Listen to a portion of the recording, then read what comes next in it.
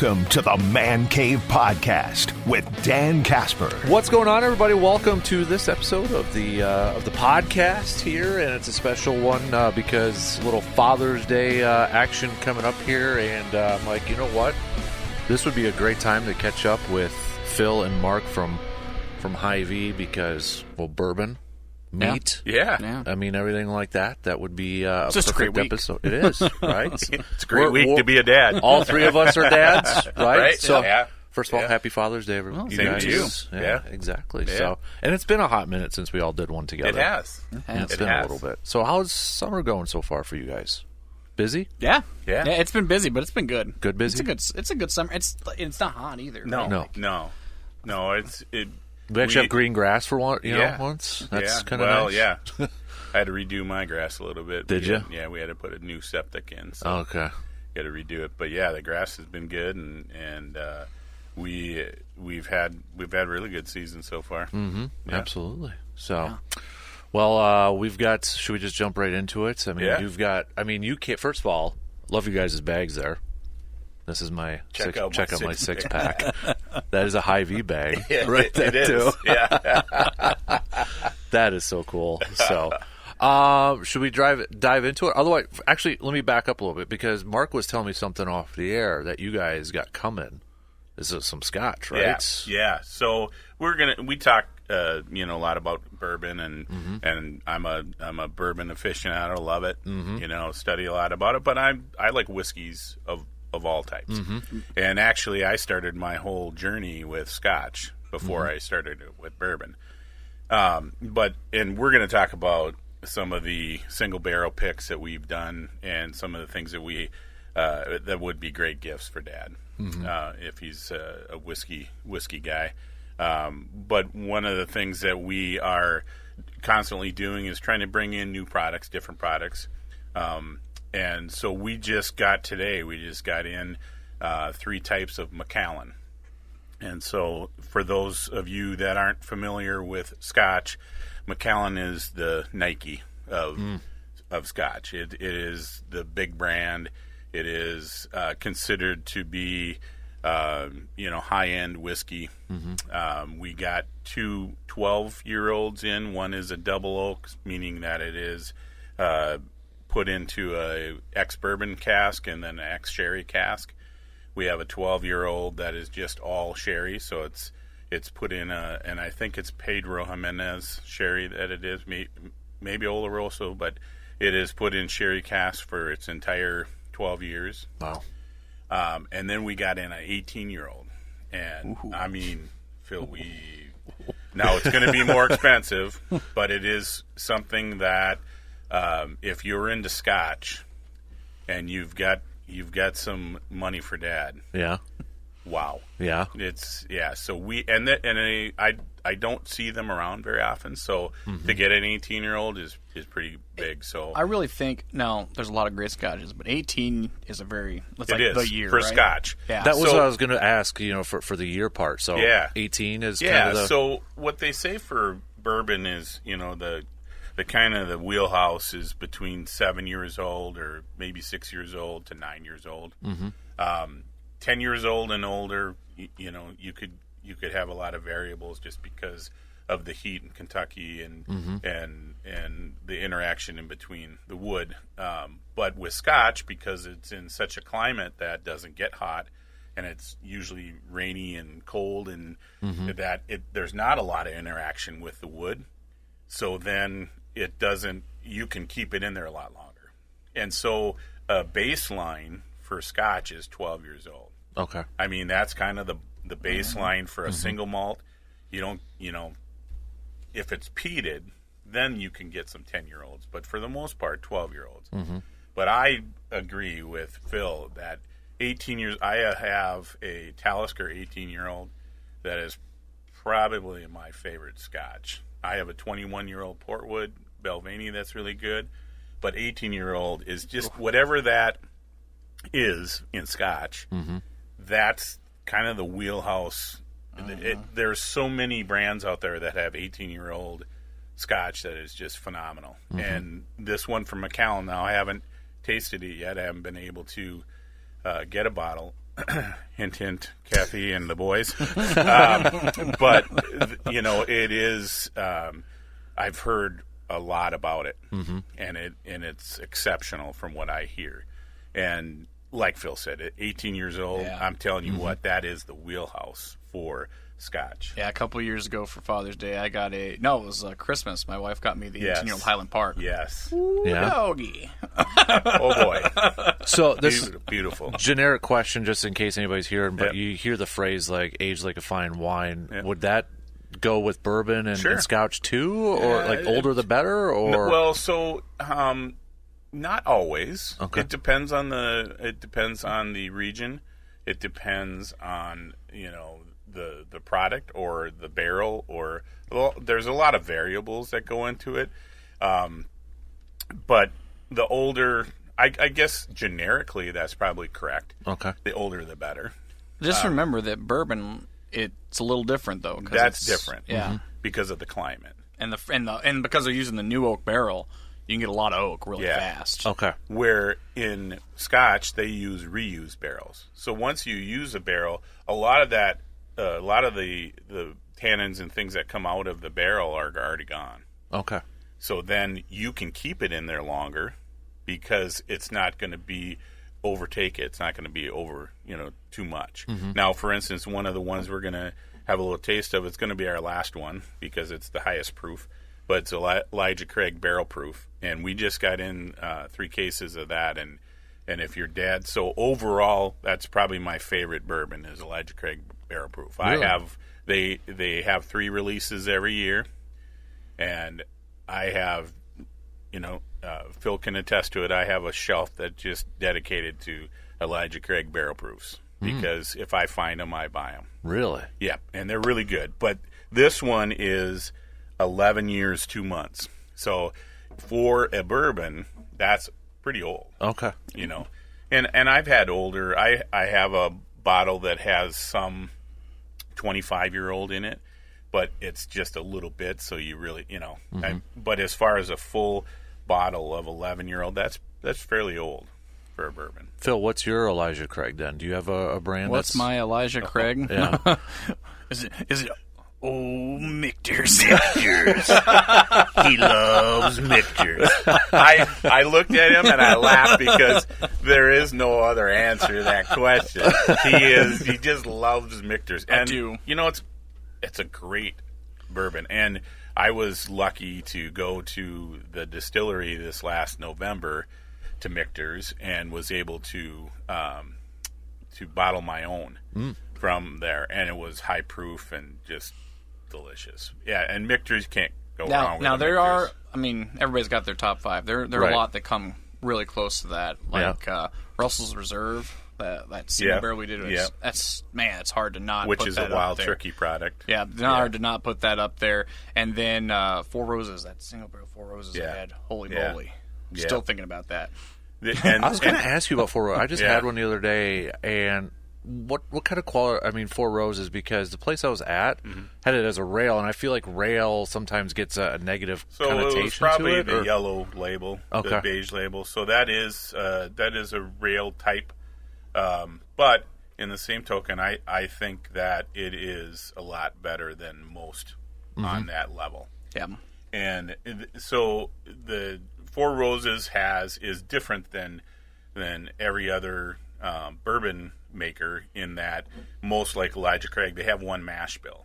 They have a certain percentage of corn, rye, and barley, malted barley.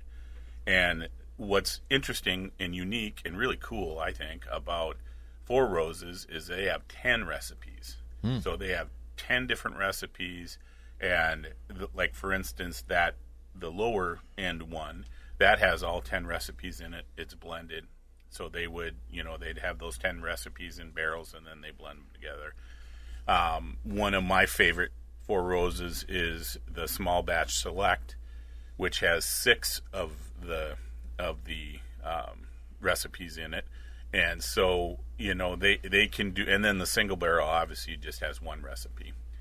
I got one of their limited editions this year. Every year they put out a limited edition. This one is 135th anniversary of Four Roses. probably if I have to say one in my collection, one bourbon that is the best, that's probably it. Really? Now Michter's is my go-to, but you know what? If I had to pick my best bourbon, or my, because it's not out, you're always going to find it, but 1792 Sweet Wheat is so good. So good. You're not going to find that very often. But if you find it, try it. I think it's one of the best whiskeys out there. And it's reasonable. It's not expensive, you know. But it is hard to find. It is hard to find. For me, I'm a proof monster. I want high proof. Mm-hmm. What I believe with proof is that if it is the high proof, it comes right out of the barrel, they didn't add any water, right? So, like, for instance, this one, it's a cracker. It's 130 proof. So... punch you in the face with its flavor. But a lot of bourbons are 80 proof. Mm-hmm. Well, they might come out at the 130 proof. How do they get that down? They pour a lot of water. Mm-hmm. And what does water do? Water then lessens and waters it and thins it, and your taste isn't as bold and as what it was designed to be, right? Mm-hmm. And so that's why I like the higher proofs. And so Elijah Craig barrel proof and Booker's, if I can find those are what and you know, you can come down into the library and I got a bunch of these boxes that Booker's comes in boxes. Mm-hmm.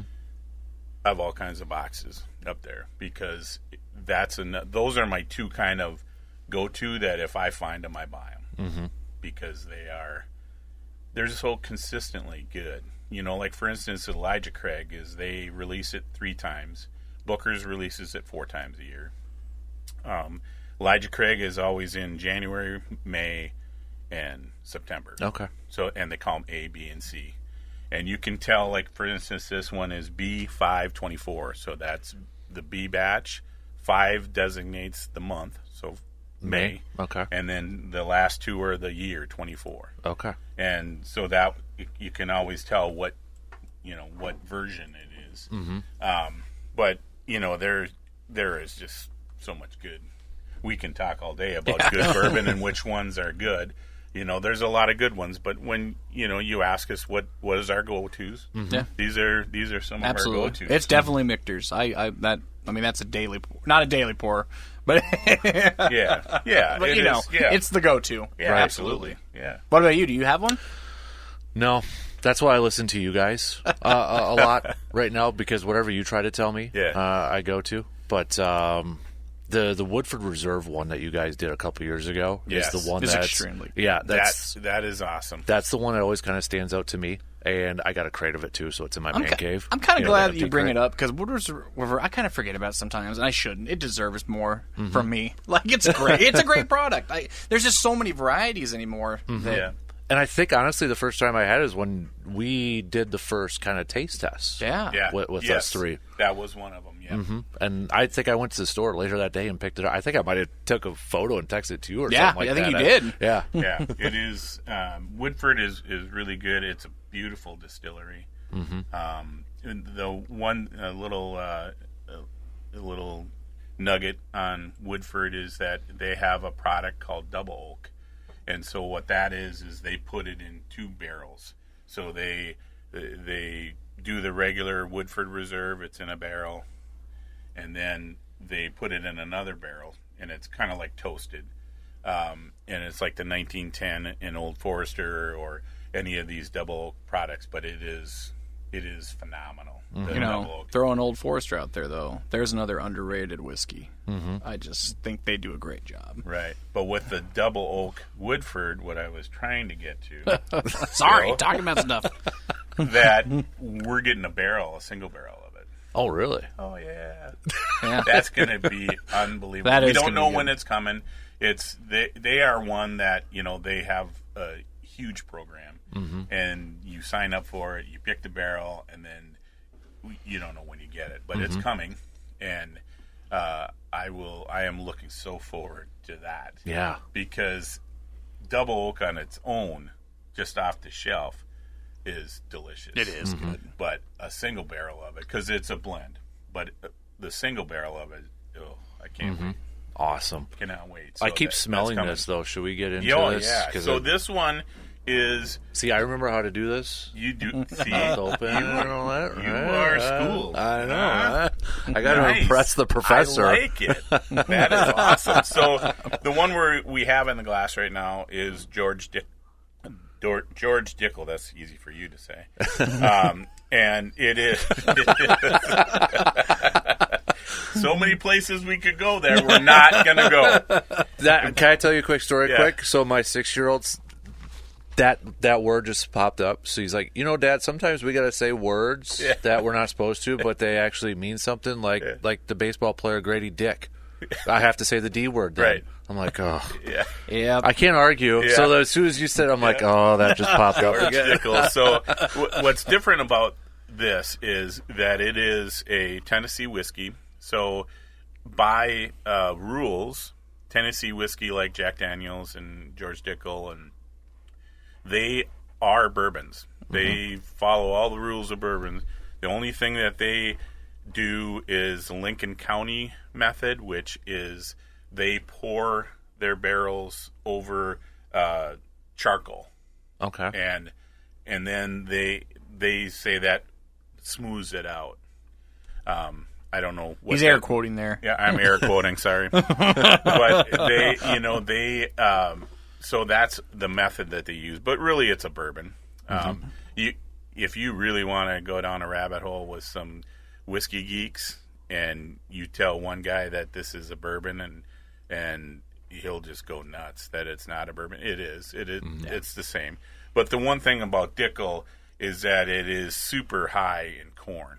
So it is 84 corn, 8 rye, and 8 malted barley, and that's you won't find that anywhere else that high. I mean, so what is that going to do? It's going to bring sweetness. It's going to bring corn sweetness. We've talked about it before. Is how do you kind of explain the difference between corn and rye? And if you have a cornbread, it's sweet, right? Yep. It's a sweet cornbread. You have a piece of rye bread, it's savory. It has a little bit of spice to it. Almost harsh. Yeah. It's a little harsh, right? That's the difference between corn and rye. And it's interesting because, I remember we've had those, and I thought I would like the corn more. But then whenever we've done our taste test, it's always been a rye. It's because the rye adds that spice, a little kick. It has that. It has that. The ending and the kick and the finish just gives you a little bit. Hey, I'm here. And I've got something different for you. Yep. And that's kind of where the sweetness in a corn's not going to do that. But this one is really good. This one is a 9-year-old. It is 100 proof, and so it's the least of the proof. That's why we did that first. Starting right at 100. Right at 100. Let's not joke around here, Dan. This is for Father's Day, for crying out loud. This is for Father's Day, and we're gonna do some tasting here. Yes. But anyway, let's smell it and taste it a little bit, guys. Yeah. Yeah, I get that sweetness right away. You do. It does smell great, though. It's gonna be great. I get like a Werther's caramel. Oh, I didn't even think of that. Yeah, but I get a little Werther's caramel in there. You're not going to get any of the spiciness that you will on maybe some of these other ones. None. It's all sweetness. It's all sweetness. Yep. Yeah. And so whatever your palate, whatever your nose tells you, sometimes when you read about people doing reviews, they have 50 different things that come out. Marzipan, or it reminds me of marzipan, or reminds me of... Okay, to me, I've been doing it for a long time, and I can get specific things, but a lot of times it's what is the overall... Does it smell sweet? Does it smell savory? Does it smell spicy? Is it oaky? Those are all major areas of smell and taste. Yeah. And you're getting a little oak in this one. At least I am. Yeah. It's not overpowering. Sweet is the majority of it. And oakiness can come off as spice. So it's not just rye that will give you a little bit of spice into it. And it's 9-year-old, and this one is $45.99, so very affordable. Yeah. Now, you're one, too. I know we've talked about this before. On ice, no ice? You like it dry? Yeah, so... I think Kathy, you said, likes a little bit of water on some of them? She likes a little water. She enjoys it in cocktails. Mm-hmm. What I like is if I'm going to taste it, to really figure out what the whiskey is all about, then I'm neat. Mm-hmm. I just have it neat. Mm-hmm. And then maybe I'll put a little water in it. When I have some out on the deck and I'm going to have a cigar or whatever, I'm usually going to have higher proof stuff. Mm-hmm. I put a big chunk of ice. Okay. And I do that in the summer too because it can be, especially the higher heat stuff, you get all the Kentucky Hug and everything, and if it's 90 degrees outside, it's pretty tough. Right? That's a T-shirt. I don't like hugging anything at 90 degrees. Right, yeah, right. So I do drink, like if in a rocks glass, I'll have a chunk of ice. But if I just want to know what that whiskey is talking to me about and what it really is about, then I just do it neat. Are you the same way, Phil? Or? Exactly the same way. Yeah. Like, I always go neat first and then do the water. And then sometimes I'll put an ice cube in if I'm just like, I want it cold because I just really like cold drink. But, yeah, outside, definitely. I know you and I have talked about, making shirts with some of his liners. I think we need one that says Kentucky Hug on there. Kentucky Hug. Yeah. I agree. That would be so cool. Because just the way you did that, I'm like, oh, that's a T-shirt. Well, right and the one T-shirt that I always talk about and I don't know why I haven't just gone out and bought it, is, and I love it. It doesn't come from me at all, but it says, I drink bourbon and I know things. We can make our own. We got people that can do that. Yeah. I like bourbon and I know things. Another Father's Day gift idea right there, right? That's right. Yeah. That's right. Yeah, I like that one. Yeah, that. Mm-hmm. So that one is. I get a lot of corn sweetness from it. Mm-hmm. I do get wood. Some of the wood spice in the back. Yeah. Which you should at 9 years. You should at 9 years, yeah. And but it's just a really well-rounded bourbon. Mm-hmm. We had, I believe it was 3 barrels that we chose from, and this one was by far the best out of the 3 barrels. So, our program, we have a pretty large program of single barrels, and we do that because all of the regular, the regular Old Foresters or Michters or, those are going to always be the same. They make them to taste the same all the time. And with single barrels, it's just that single barrel. Mm-hmm. Most of the whiskeys are blended. So they take a bunch of barrels, they put them together, and then they get the profile that they want, the smell and the taste. Mm-hmm. So with single barrels, that's that barrel. Yep. And so there's uniqueness of it. And so does this have a lot of the same tastes and smells of a regular George Dickel? It does, but it has more of some of those things because it's a single barrel. Okay. And what's unique about it too is, if you really like that bottle or that barrel, then buy a couple because that barrel will never be redone. Because they're like fingerprints. They're not ever going to be the same. I always think about that because we were so intimately involved with the New Riff, right? Yeah. Mm-hmm. And we've had 2 single barrels for New Riff at the store talking about completely different profiles. Like, totally. that's where you start to notice it. Yeah, right? Totally. Yeah. Yep. Both great. Both really good. Very different. But they're different. And it is, that's the beauty of doing single barrels and providing that for customers. And really, what we, a lot of the ones we want to talk about today are single barrels that we did. This next one that we're going to taste here is Crown Royal. All right. And so this comes out of left field, in my opinion. Really? Why is that? Well, I'll let him explain Okay. it. There's a whole, you think Crown... I'll just let Mark do it. So what I always tell people about this barrel is that it's not your daddy's Crown Royal. Yeah. So Crown Royal is a mass-produced whiskey. Mm-hmm. and they've got peach, and they've got apple, and now they got blackberry that everybody's going nuts at. And we do have some of that at the store. Yep, and it is pretty good. And it is good, and then the regular Crown Royal, it's in everybody's vocabulary. I'll take a Crown and Coke. Right. And what that is it's a blend of 60 different whiskeys, and they blend it together, and then they put a lot of water in there to get it to 80 proof because they can sell more product. And that's why a lot of the lower end whiskeys, they can sell them cheaper because they can sell a lot of them because there's not as much whiskey in ones that you don't water down. Right, and some of those age statements wouldn't be on a bottle if they... No. Right. No, and so the regular Crown is a collection of 60 whiskeys and then a lot of barrels of those whiskeys, and they blend them together. Now, some of the whiskeys that they put in there are super premium whiskeys.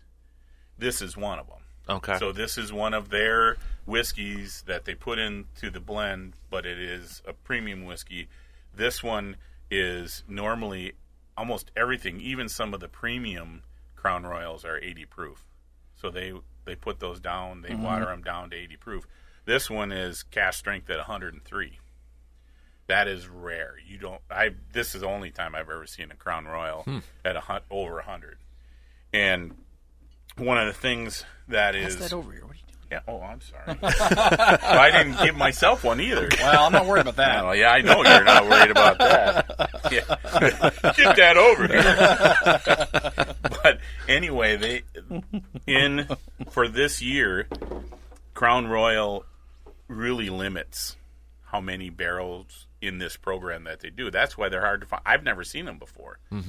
And they had one barrel that was available in the state of Wisconsin this year, and we got it. Really? This is the only single barrel in the state of Wisconsin of Crown Royal. Now, in Minnesota, there's some because one of their big players is Total Wine, and so they get some of them. But there was one bottle available, and we got it. Wow! And that's pretty impressive too. Ooh, I love that smell. Yeah, this is so good. This will blow like. If you know anything about Crown Royal, this is not Crown Royal. Exactly. Right? Like you almost wish it wasn't named Crown Royal. You take it more serious. Well, so the way you guys were describing that, maybe not a great example, but is it almost like when we did the taste? It was the Wild Turkey. Yep. Where it had that. Yeah, exactly. You think of the college thing. Wild Turkey 101 is still just a great whiskey. Yeah, but it is like that in that you have a preset thought. Yep. Of what Crown is. You put Coke in it. Yeah. Yep. You're not sitting down and putting it in a Glencairn and have your pinky up. Right. You don't do that with it. It's a decent whiskey. It's just not. There's nothing really special to it. Yeah. This is. Yeah, it's just totally different. It is amazing whiskey, and it is that one is $49.99, and for that bottle, that's very reasonable. Do you have the mash bill in this one? I can't remember. No, and because I don't think they put that out there. Yep. It is a lot of rye. Yeah. To it. Yeah, that is not anything like I thought. It's outstanding. It's so mouth feeling, filling. It just fills your mouth. It is the viscosity is amazing because you're just not used to that with Crown Royal. Normally, you put Crown Royal and it goes, it just flies in your, down your throat because there's nothing to hold it. Right. Where this just coats your mouth. And because I feel it on my tongue right now. Oh, you do? Absolutely. Yep. It's outstanding. Yeah. Like, it really is. And what I always tell people when they sip a whiskey is take as small of a sip that you can, because the more it's going to overflow everything. You're not going to get a lot of the nuances of what you're trying to taste. But the smaller the sip, the better. And then just let it sit there, and then move it from this cheek to that cheek, and you can tell the ones that have that mouthfeel. And a lot of times, if I can tell you, if we're doing a blind, and this was in the blind, there is no way in God's green earth that I would ever say that this is a Crown product. This is really good. And it just sits there. Yeah. Yep. Like the whole time you're talking, I'm not sipping. It's still there. Yeah. Right? Mm-hmm. Exactly. It's still there. It's so good. Oh, my Nothing. Yeah, this one floored me when we got it. Floored me. And as I look at my bottle, it looks like I'm going to have to go get another one before we run out. I'll be honest. Like, when you said Crown Royal, I wasn't thinking Exactly. You did the same thing I did. I'm like, what are we even doing? And I was like surprised that's on your list. I'm like, really, Crown Royal? And that's why I have people taste it. And we have open bottles for tasting of a lot of our products, not all of our products, but some of them. Most of our single barrels we have available. You can come in after 11 o'clock and have a taste. And this is one that I encourage people to taste. Yeah. Yep. Because when we did a tasting last a couple of weeks ago, and everybody that tasted said, "What? Yeah. Oh my goodness! And where is that barrel?" I said, "It's right there." And we sold so many bottles that night because when people taste it, and if you're really into whiskey and you're really into tasting and nosing, it's just you almost should just cover up that label, and just say, "Wow, that's a really good whiskey." And honestly, I know the bottle shouldn't matter. It's a cool bottle. It's a nice bottle. It is. Like, it looks good.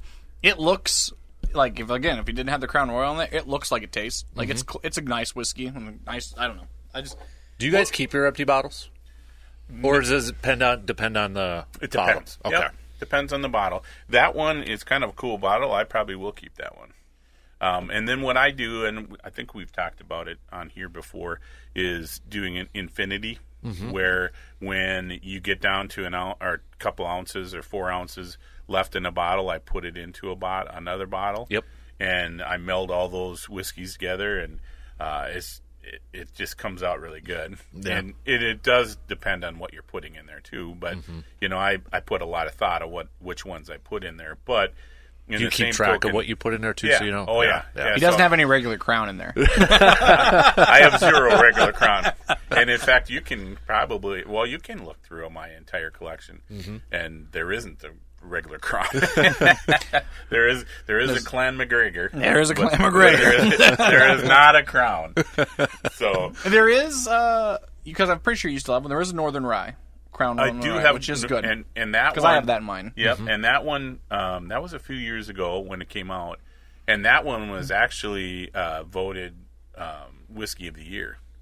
I don't know if I agree with that. I don't know if it was the best whiskey, but it was really good. It's good, and I do have a bottle of that. Yeah, and for sure. But this one is just so unique and just and rare to think that we're the only.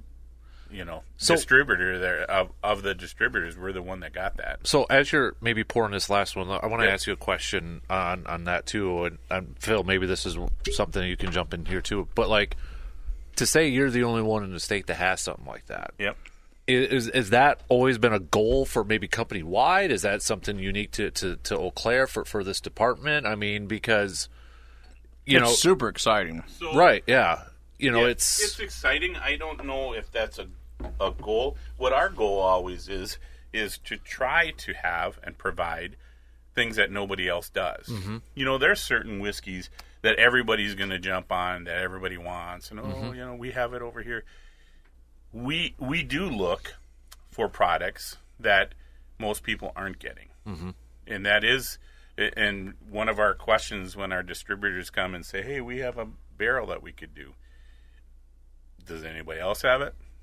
That's right. Because we like to have unique products that other people might not. But that doesn't. In saying that, we still will get whatever we think that the people will like. Right. That's a big part of it for us. I mean, the Crown one was we were a little like kind of at first, but once we tried it, it was easy mode, right? Yeah. And when we found out that we were the only one going to be getting it, that was intriguing to us too. But I mean when Tressa said, "Hey, we have a chance at a Crown Royal barrel," my first reaction was my eyes probably kind of cross-eyed for a second because I'm like, really? But so glad we have it, and I think again, it is breaking barriers and what people think of a product. Well, and I think what helps too is that you guys. You just don't put it on a shelf, though, and say, hey, it's for sale. You educate it, though, too. You have the testings. You have the events and all that, which is unique because nobody else does that around here. So, you have that, and people will probably, but the fact that you guys, hey, we're going to do an event, we're going to do a taste, and then you talk about it and all that, which is a huge difference maker. Right. And when we do our events, we have the bottles that most people aren't doing or that they have, because everybody has Jack Daniels and everybody has, Jim Beam. So, we don't really need to do a taste test of that. Now, some of the Beam products or, some of the Jack Daniels products, we're hoping to get a barrel of Jack Daniels in the future too, of their barrel proof. And so, we're interested in those things too, but when we do those tastings, we want to have people taste stuff that they wouldn't normally. Right, and it's not like we just pick a number. Like we sit, we genuinely try all these, and we pick the one we want. Right, like that's a big part of it for us. Is we're not going to put a product out there that we don't all agree on. That's a big thing. We all have to agree. Right. Well, that's like I think on one of our episodes you guys talked about. It was right when you guys came back. From Kentucky. It was. And it was. You all weren't talking about it when you did your taste test, but it ended up being where you guys all picked the same one. We've never agreed as much on a product as that one. And, I mean, Mark will say the same thing, I know, going back to it. I love that new Rift. Yeah. Still. That was one of the best ones that we've picked. And it was instant. Like, we all were doing it silent, and then we all knew. Like, well, and I think I said it at the time when we talked about it, but we have a sheet of paper that you write down, which one you like and what you liked about it. And I was writing down all these things that I was ready to fight. I wanted that. I wanted number 3, and I'm going to fight for it. Yeah. So I'm writing up, and my wife was next to me, and she's looking over going, what are you doing? Just relax. And I'm like, no, I'm not relaxing. I'm going to fight for this one. And so I'm writing all this stuff down. I have all these points. And then everybody goes, number 3. And I'm like, I crumple up my piece of paper and just throw it away and go, I agree. I didn't have to argue, but I was ready to argue. I was ready to fight for that one. And because it was so unique and it was just so delicious. The nose, the taste of it. It was, it's one of the ones that you regret that it is a single barrel. Because it was so good. I bought a case of it myself because I knew what it was. And I don't have a case left, let's put it that way. And so there's a couple bottles left, and I'm not touching those because I don't want it to ever go away. Right. Because that was, and it was a cool experience because we were down at the distillery. They treated us like kings and queens, and it was just a fun experience. But then to get that bottle, and people talk about it, people were like, "Oh, are you sure it's gone?" And yep, it's gone. And I'll New Riff fanboy here for a minute, just because they did do such a good job. But one of the things that I appreciate so much about them is you pick it, and then it's bottled right then. Right, it doesn't go back in the barrel. It doesn't sit and age longer because that could mess the flavor up. No, they bottle it that week.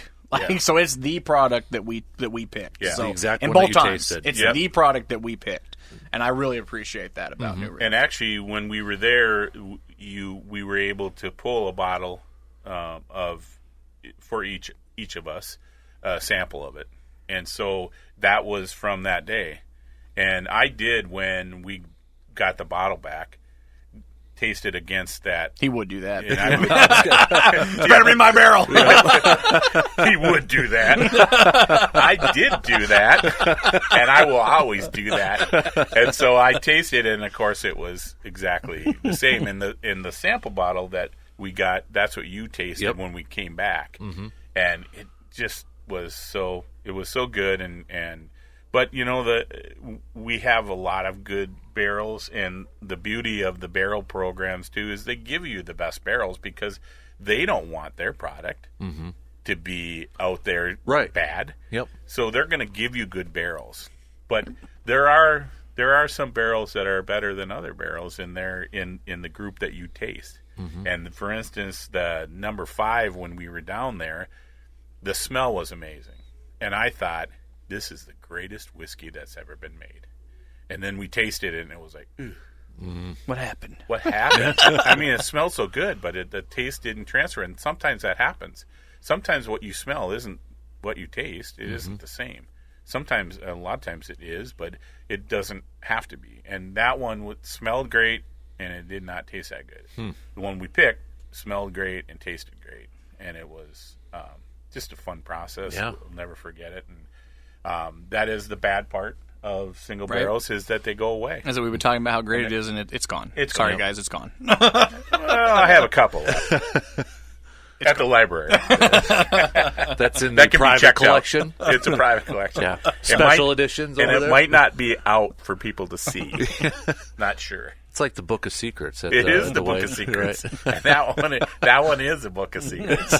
That's a good one. Yes. I like that. Yeah. What do we got here now? So wrap this it is up. Elijah Craig barrel proof, and now this isn't the single barrel that we picked, but this is a harder to find product. Okay. We got in 3 cases of it. It is it's priced at $73.99, which for this is really good. It's 11-year, 2-month, so that is old for a barrel, or for a barrel proof, and it's 130.6 proof.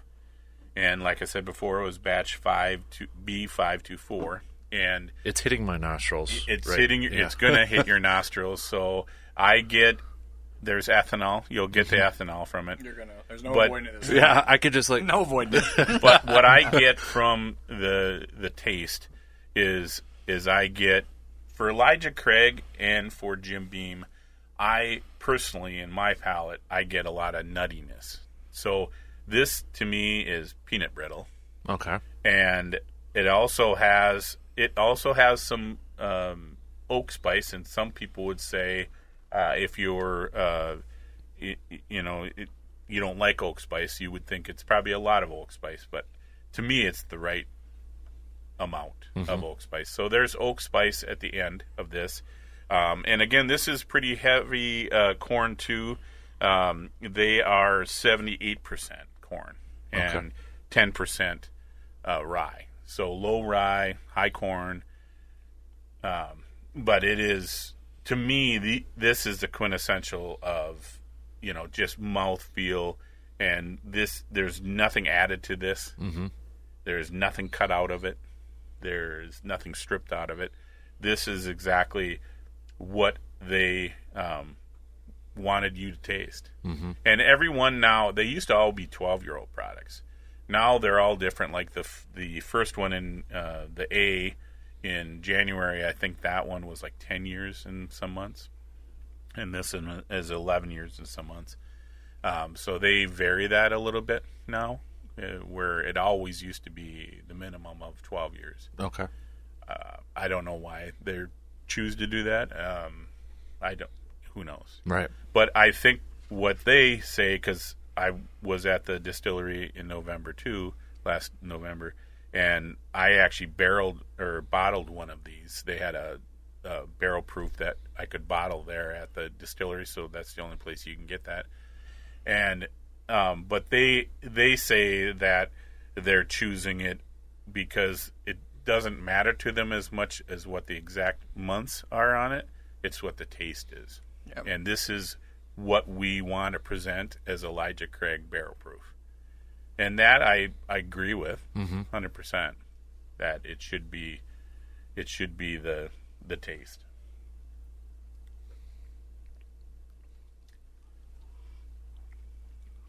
It does hit you a little bit more. Well, it will. Yep. It will. And then, this is one that would be good to put some water in. This is one that's really good on ice, just because of the heaviness of it, and and there is heat to it. I think that it holds its 130 proof pretty good. I mean, when you think of 130 proof, you probably should be going woohoo, and I don't. Well, there have been some that have done that. There have been some, yeah. But I think Elijah Craig, and that's why it's one of my favorites. It hides it fairly good, but it is 130 proof. Mm-hmm. I mean, it's up there. It's a high. Yeah, it's a high and you taste it. Oh yeah, it's delicious. But you're right. I think this would. I probably would like a little ice on it. Can't deny that, in my opinion, I prefer like the 100 to 120 range for proof. I think this one's high, so I feel this one a lot. Yep. But I have a very sensitive esophagus. Well, I can feel the heat, like you mentioned. I can feel the heat going down a little bit. So yeah. But that's where I feel like an ice cube would be perfect with this one. And I think that, I feel the heat too. I take this would be good at deer camp when it's cold in that. Well, I always bring Elijah Craig to the deer camp. Do you? Okay. Yeah. I do. I bring a lot to the deer camp, but this is one of them. Yeah.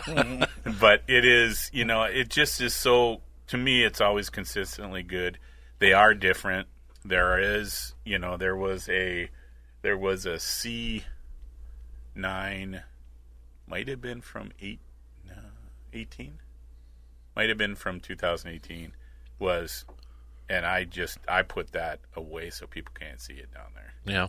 At the library, because it is the best, probably one of the best whiskeys, kind of like the Four Roses that I was talking about. Mm-hmm. It's just so good.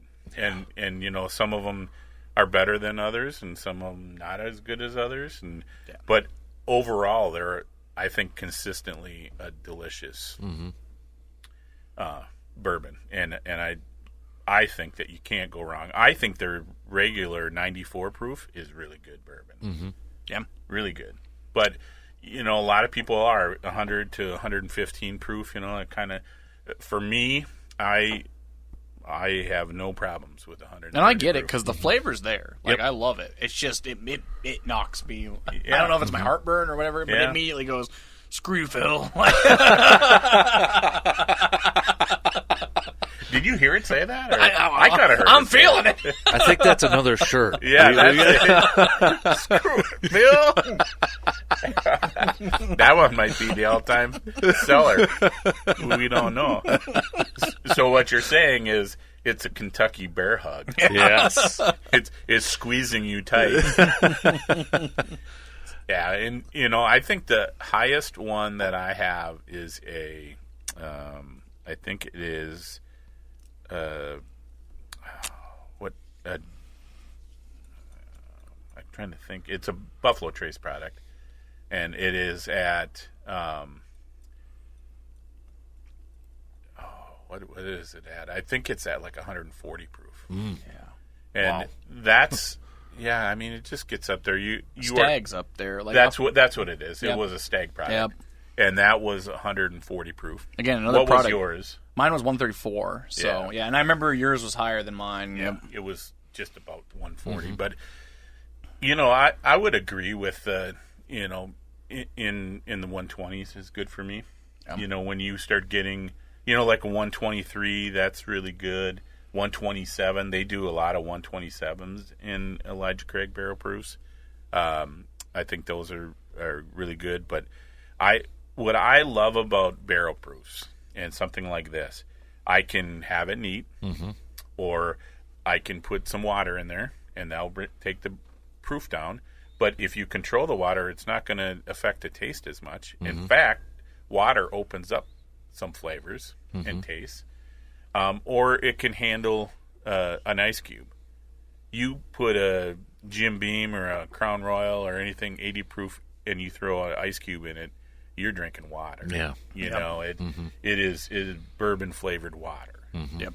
And because it just can't stand up to it, this can stand up to whatever you want to put in there. Mm-hmm. I agreed with that. Yeah. Yep. Good stuff. But we've got a lot of choices. We talk about Father's Day and stuff, and it depends on what you want to spend on Dad, or what you can spend on Dad, or what he likes.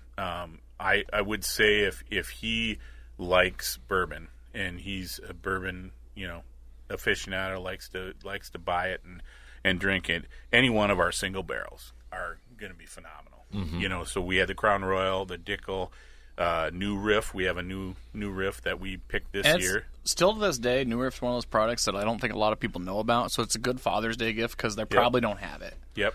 They could try it out, right? Yeah, exactly. Yeah. And they'll be impressed. I was. And then we've got a Bullet, and then a George Remus, which is MGP, which is a big distillery, the old Seagram distillery in Lawrenceburg, Indiana. But great product. Not a lot of people get those barrels. And that one we just got in. That's $59.99. So that's kind of on the higher end of our single barrels because the Crown Royal is $49.99, the George Dickel is $45, the New Riff is $49, and the Bullet is $40.99. So what's your favorite of the ones we have available right now? What do you pick? What's your number one? That way the old New Riff can't be involved. But the new Riff, the New Riff can. Oh man, that's pretty hard. But I guess I think it's just the uniqueness of it. But I like the Crown Royal. I was going to say these three. That's my favorite. Yeah, I know. It sucks to have. It sucks for the George Dickel right now because that Crown Royal is here because it would have won. Yeah. Right. Yeah, I think so. Yeah, I think that. Right. That If would it wasn't, if the Crown wasn't the list, George Dickel's number 2 for me. Yep. Right now, it's number 1 if that Crown Royal doesn't exist because that's my number 1, number 2. I've got the same. Yep. And I wish because we just got the Remus in the George Remus probably 2 days ago. Yep. And that one you guys have to try because that one is phenomenal. That one is that's going to be up there too. It's so hard for me because it's like picking your children. Who's your favorite child? I don't know. I shouldn't have a favorite child. I like them all. But it is. We're just very proud of our single barrel program. They're great ones to get for gifts because they're unique, right? You're not going to get them anywhere else. That particular one, that's the only barrel, And so if you're looking for something unique, and then again, we have scotches and ryes and all kinds of other things too. And the Macallan, like I said, is a standard bearer in scotch, and we've got 3 of those, and we don't get those very often. And so that's something to get for sure. But we have, if you ever need any more Victory scotches, come talk to us. Well, that's where I was going to wrap it up here too. Is that the one thing that sets you apart from the rest too is like. And I know I've sent people over, if you're working, if people do have questions or not sure, whether it's you, whether it's Tressa, whether it's Phil, that's what's unique with you guys is like you actually know what you're talking about because you've tasted it, you've gone to tastings, you love this stuff. It's not just like, no offense, but somebody that's working in there and they've never had one before. Right. You have that experience, which is unique to what you guys. The knowledge base that we have at our store especially for like bourbon and whiskey, is amazing. I put it against anybody else because you look at what Tressa is very knowledgeable. Yep. And I've done a little bit in bourbon for the last 15 years. And don't sell yourself short. And with Phil, what I love with Phil is that we've kind of started this journey together at the Hy-Vee part of it, and I kind of was in the beginning of his journey. It's true. And it's so fun to just talk about stuff, and then he's bringing stuff to me like you should try this, and this is what I see. I'm like, holy cow, that's so I'm learning stuff from him, and that's the fun part of it, and that's what we have available at our store. Come and talk to one of us, and I will guarantee you that Phil or me or Tressa is going to be there. No matter what the day is, we're going to be there. One of us is going to be there. It's true. Most of the time, all 3 of us are going to be there, is what the truth of that is. And you bring us all over and let's argue for a while. It'll be fun to watch. But, a fun part of my day is coming into Wine and Spirits and I see somebody down that aisle whiskey aisle, and I go, and sometimes people are very sure of what they want, or they don't really want to talk about it, and that's fair too. But I certainly offer it. But when there are times where I will look at Tressa and she just laughs because I'm over there explaining, what the entry point is into the barrels and stuff to somebody. But some people are very inquisitive about it and want to know that, and I can bring just about anything you want to talk about into it, and I just enjoy doing it. That's a fun part of my day, is to do that. And so, some of the fun parts are doing our whiskey events. So we have a Facebook page, and it is Eau Claire, Hy-Vee Eau Claire Wine and Spirits. And we have 800 and some people on it. So there's a lot of people on our page. And we talk about products, and it's not just it's wine and beer and all kinds of things, but we have these whiskey events, and they are so fun. I look forward to every one of them because I get to talk to a lot of people. I talk to a lot of the same people. They come and want to talk to me about stuff, and it is it's enjoyable, and that is. To me, whiskey is about sharing. It always has been to me, and I've always said that. What's your favorite whiskey? My favorite whiskey is one that I share with somebody. That's the other shirt we were talking about. That is always my. And then the other one is, what's the right way to drink it the way you want to? Yeah, yep. Because those are quintessential what whiskey is, and Kathy and I have a library down in our basement. We have a library so people can come and enjoy it with us. What's kind of fun about the whiskey events that I didn't think was going to be fun is the other vendors that are like, can I come and bring my product? Lazy Monk's a good example. Yeah, exactly. Try them. Like, I know we're there for the whiskey, but try some of these other guys. Like Lazy Monk makes some phenomenal. And he is faithfully there at every one of our events.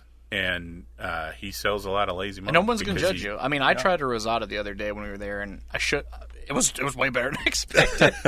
So it's just interesting because I would never try those things. But those guys are like, can we just come? I'm like, sure, why not? Yeah. You can come. It brings a lot of people. We have a lot of people at the events. Absolutely. We have a couple hundred people come through there. As somebody who's been to a few of them, it's definitely worth it to go check it out. I mean, I like learning about it. Yeah. And you could tell, I mean, Phil and you guys, I mean, the passion that comes through it, it's just, it's awesome. It's so fun. And, I've been now back in May was my 40th anniversary of being in management and in retail for most of it.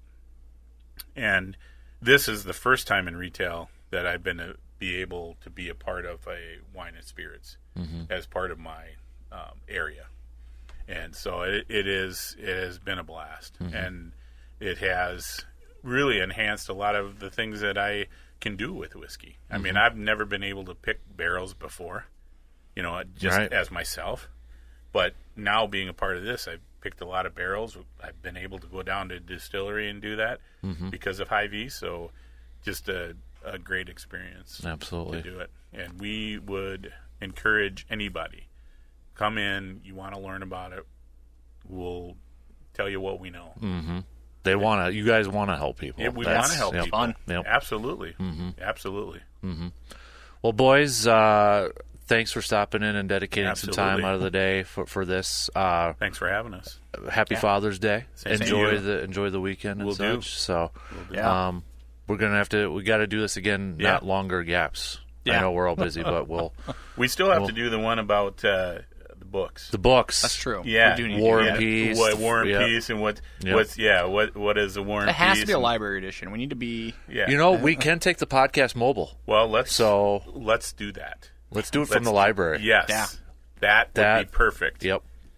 That would be perfect. We have to. I like that idea. Good idea, Phil. We're gonna do the book edition at the library. At the library. Quiet, please. Yeah, exactly.